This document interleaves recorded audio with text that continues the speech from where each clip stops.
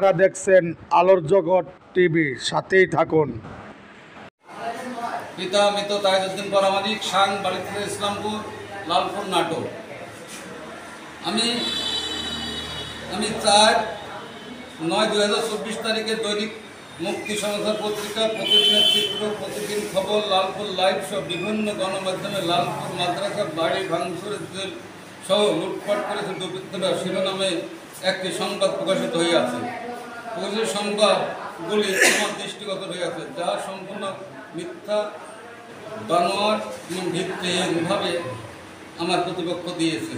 আমি উক্ত সাংবাদিকের তীব্র নিন্দা প্রতিবাদ জানাচ্ছি।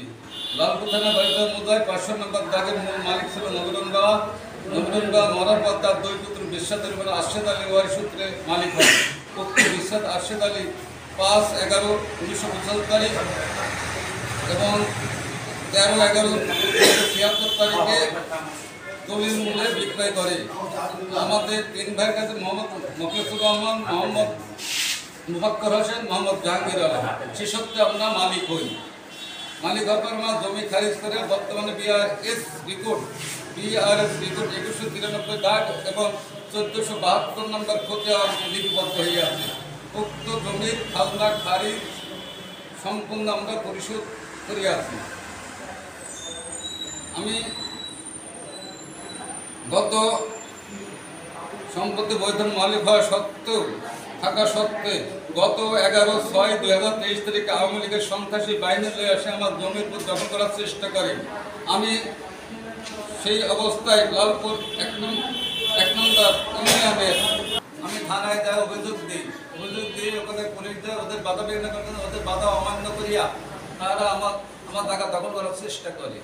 পরবর্তীতে আমি 7/8/2024 তারিখে আমার উক্ত জায়গা সংস্কারের জন্য গেলে আমার ভাগ্য ইমরানকে লইয়ার পর আমার ভাইনে দিল্লিতে লইয়া জমির খুব যায়। বিতর্ক হয়। বিতর্ক অবস্থায় তারা হাসি, চাইনিজ করোয়েল, তবে লোহার সাপর এগুলো নিয়ে আমাদের উপর আক্রমণ করে।